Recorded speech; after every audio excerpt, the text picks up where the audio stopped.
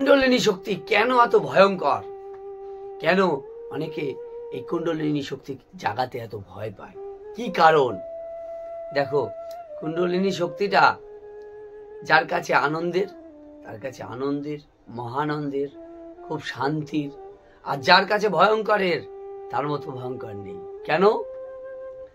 দেখো, কিছু মানুষ আছে যারা কিনা একা একা বহু জ্ঞানী হয়ে যায়, মানে তারা নিজেকে মনে করে সর্বজ্ঞানী।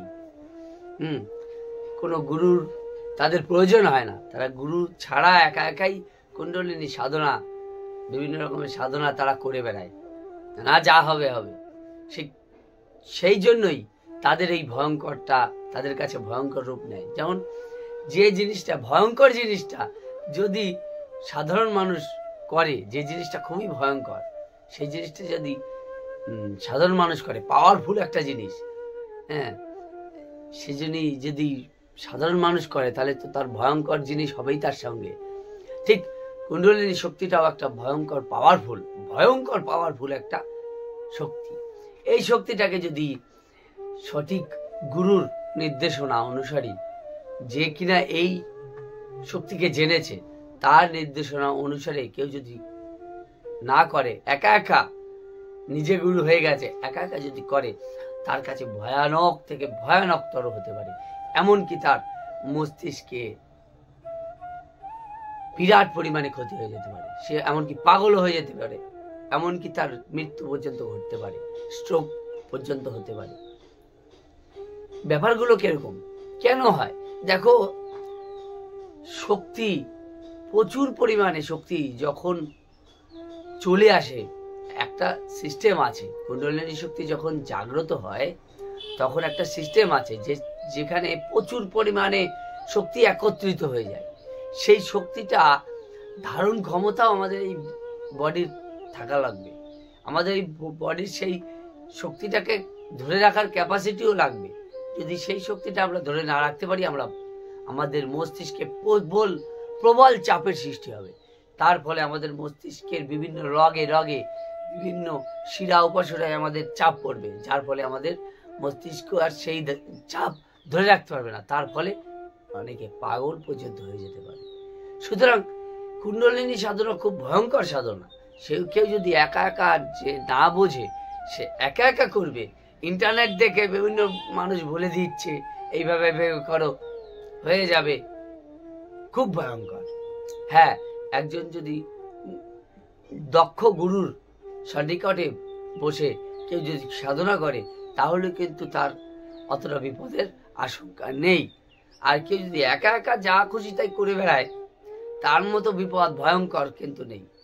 আবার দেখো, একদিকে যার কুণ্ডলিনী জাগ্রত হয়েছে, সে মহানন্দে সাধনা করছে, কুণ্ডলিনীটাকে সঠিক দিকে দিশা দিয়ে এগিয়ে নিয়ে গেছে, তার মতো মহানন্দে শান্তি, সমাধি স্টেটে খুব কম লোক যেতে পারে।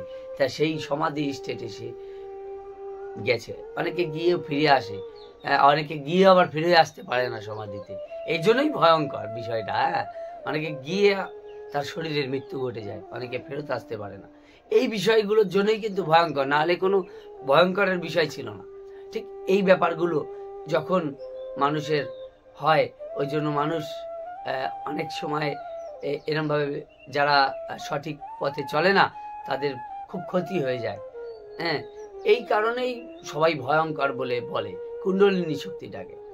এবার যার কিনা একজন মেন্টর রয়েছে, গুরু রয়েছে, পথ প্রদর্শক রয়েছে, সে নিরিবিলি শান্তি, মহানন্দে একটা মহানন্দ লাভ করে এবং শান্তি পায়। দেহের ভিতরে দিব্য অনুভূতি, দিব্য একটা ব্যাপার স্যাপার দেহের মধ্যে অনুভব করতে পারে।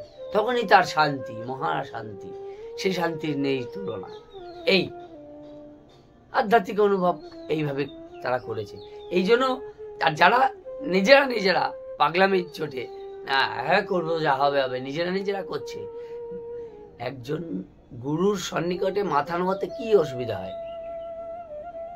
কেউ মাথা নোয়াতে চায় না। এই মাথা নোয়াতে চায় না বলেই তাদের এই ক্ষতিগুলো হয়ে যায়। অথচ সাধনা করতে চায়, অথচ মাথা নোয়াবে না। এই বিষয়গুলো তখন বুঝতে হবে।